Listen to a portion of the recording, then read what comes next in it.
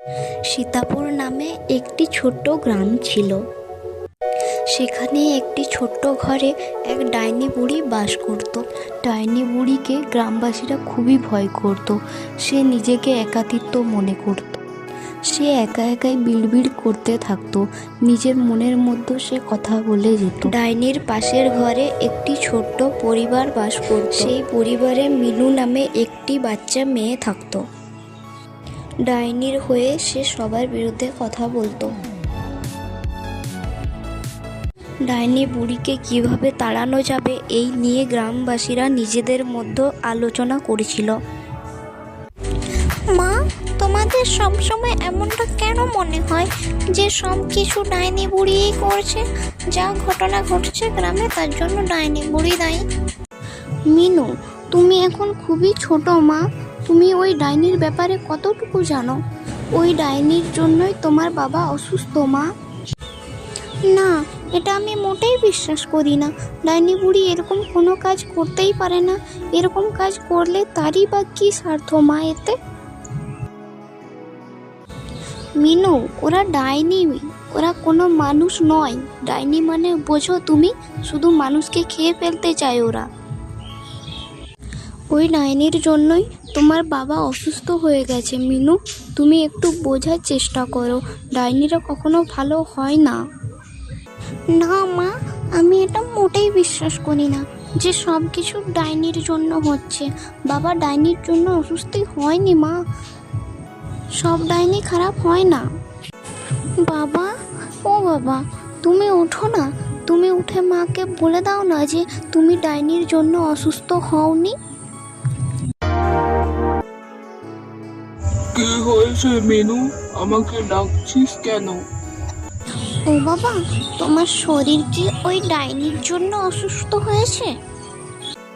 হ্যাঁ রে মা, ওই ডাইনির জন্যই আমার শরীর অসুস্থ হয়ে পড়েছে।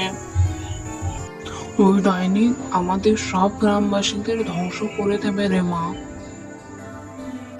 তোমরা সবাই আমাকে মিথ্যে কথা বলছো। ডাইনি মোটেই এরকমটা নয়। মিনুর মা বাবা তাকে বোঝাতে থাকে যে ডাইনি খুবই খারাপ, কিন্তু মিনু তার মা বাবার কথা শুনতেই চাইছে না। সে বিশ্বাসই করতে চাইছে না যে ডাইনি খারাপ। সবাই ডাইনির সম্পর্কে খারাপ খারাপ কথা বলতে থাকে। কেউ ডাইনিকে একটু বোঝার চেষ্টা করে না। তারও তো মন আছে, সেও তো আমাদের মতো এক সময় মানুষ ছিল। সবাই ভাবছে ডাইনি আমাদের মেরে ফেলতে চায়, কিন্তু মোটেই এরকমটা নয়। ডাইনি কেন মারতে চাইবে আমাদের? আচ্ছা, কাল যদি আমি ডাইনির সাথে নিচে গিয়ে দেখা করি কেমন হবে তাহলে? হ্যাঁ, দেখা করতে যাব, কিন্তু মাকে জানতে দিলে চলবে না। মা যদি জানতে পারে তাহলে আমাকে একদমই যেতে দেবে না। ওরা যখন ঘুমিয়ে পড়বে আমি রাত্রেবেলায় চুপু চুপু ডাইনির সাথে দেখা করতে যাব।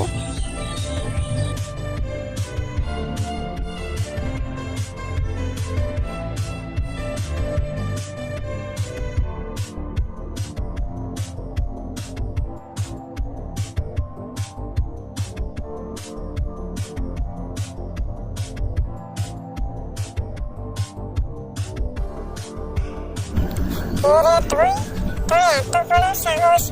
এটা তো কয়েকটি পুচকি মেয়ে, এত রাতে তুই আমার কাছে এসেছিস? আমার নাম মিনু। আমি পাশের একটি ছোট্ট ঘরে আমার বাবা মার সাথে বাস করি। তো তুই এত রাতে আমার কাছে কি করতে এসেছিস? তুই জানিস না যে আমি একটা ডাইনি? হ্যাঁ, আমি সবাই জানি যে তুমি একটি ডাইনি, আর তুমি ডাইনি বলেই আমি তোমার সাথে দেখা করতে এসেছি। আমি ডাইনি বলে আমাকে সবাই ভয় পায়, আমাকে সবাই মেরে ফেলতে চায়। না ডাইনি বুড়ি, আমি বেঁচে থাকতে তোমার কোনোদিন ক্ষতি হতে দেব না। তুই খুবই ভালো রে, তোর মতো আমাকে কেউ বুঝলো না। আমি কখনো কারো ক্ষতি করতে চাই না। আচ্ছা ডাইনি বুড়ি, তোমার এইরকম অবস্থা হলো কি করে? তুমি ডাইনি হয়ে গেলে কি করে? আমি কাজ পারতাম না বলে আমার শাশুড়ি মা আমাকে মেরে ফেলেছে গলায় দড়ি দিয়ে। তখন থেকে আমি এই গ্রামে এই ঘরে বাস করি, কিন্তু গ্রামের কেউ চায় না যে আমি এখানে থাকি। আমি গ্রামবাসীদের কোনো ক্ষতি চাই না। গ্রামবাসীদের কিছু বলে ওরা তার জন্য আমাকে দায়ী করে। তুমি চিন্তা করো না গো, আমি গ্রামবাসীদের বোঝানোর চেষ্টা করব যে তুমি কারো ক্ষতি চাও না। ঠিক আছে ডাইনি বুড়ি, আমি এরপর আসি। মা বাবা জানে না যে আমি এখানে এসেছি।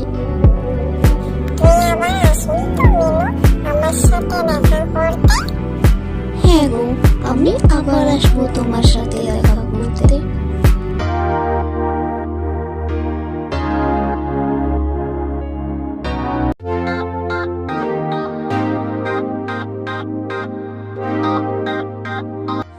আমাদের মিনুটা খুবই সহজ সরল। সে কিছুতেই ডাইনির ব্যাপারে খারাপ কথা বিশ্বাস করতে চাইছে না যে গো। ডাইনি যদি আমাদের ক্ষতি করে দেয়। হ্যাঁ গিন্নি, তুমি ঠিকই বলেছ। আমাদের মিনু খুবই সহজ সরল। আমি বেঁচে থাকতে আমি মিনুর কোনো ক্ষতি হতে দেব না, তুমি কোনো চিন্তা করো না। আমার মিনুকে নিয়ে খুবই চিন্তা হচ্ছে। তুমি কিছু একটা করো গো। ডাইনিকে মেরে ফেলার কিছু একটা ব্যবস্থা করব। আমি গ্রাম প্রধানের সাথে কথা বলবো। প্রধান বাবু, আমাদের এরপর কিছু একটা করতে হবে ওই ডাইনিকে তাড়ানোর জন্য। ডাইনির জন্য কেউ সুরক্ষিত নই আমরা। কাল আমি এক সন্ন্যাসের কাছে যাব, একমাত্র সেই পারে ডাইনিকে মারতে।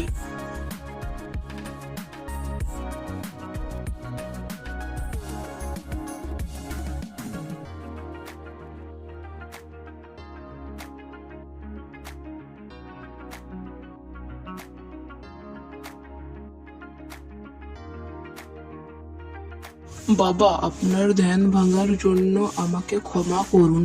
আমরা খুবই দুঃখিত। আমরা পুরো গ্রামবাসী এক ডাইনির কবলে পড়ে গেছি।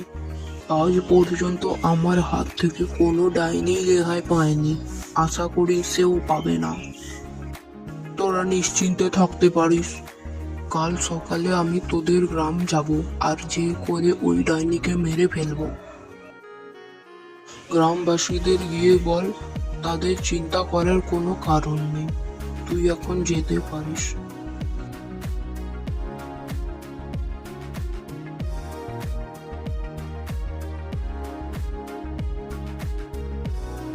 প্রত্যেক দিন রাতে মিনুর মা বাবা ঘুমিয়ে পড়লে মিনু ডাইনির সাথে দেখা করতে যেত।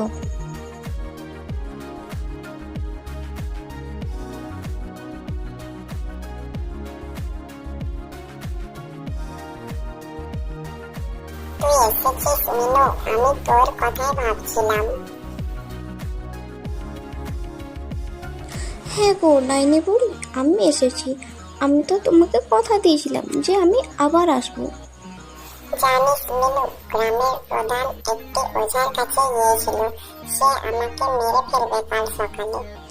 ও ডাইনি বুড়ি, আমার একটি বুদ্ধি এসেছে। আমাদের গ্রামের পাশে এক বিরাট বড় পুকুর রয়েছে। ওই পুকুরে অনেক বিষাক্ত সাপ রয়েছে। কাল আমি ওই পুকুরে যাব আর ওই সাপগুলো আমাকে কামড়াবে। আর ওই বিষ তুমি গ্রামের সবার সামনে আমার শরীর থেকে তুলে দেবে। তোমার সম্পর্কে সবার ভুল ধারণা ভেঙে যাবে।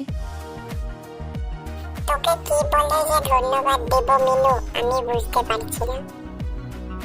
ওগো, আমাদের এই কি অবস্থা হলো গো। আমরা মিনুকে ছাড়া কি করে থাকবো? বিধাতা কি করে করলো এটা আমাদের সাথে? ওগো, তুমি মিনুকে যেভাবে হোক বাঁচাও। মিনুর শরীরের বিষ তোলার ব্যবস্থা করো। ডাইনি, তুই একদম আমাদের কাছে আসবি না বলছি, একদম আসবি না। চিন্তা করিস না তোরা, আমি কোনো খারাপ উদ্দেশ্য নিয়ে আসিনি। আমি মিনুর শরীরে সব বিষ তুলে নেব।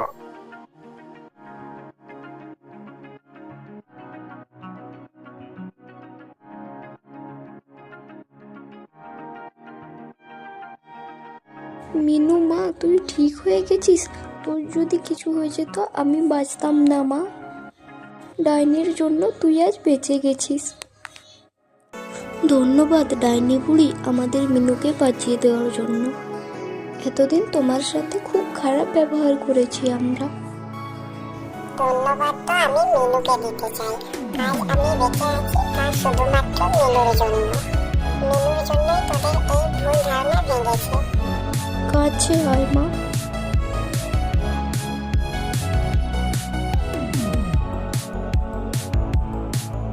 তারপর থেকে গ্রামবাসীরা আর কেউ ডাইনি নিয়ে খারাপ কথা বলতো না, আর ডাইনিকে কেউ ভয়ও পেত না।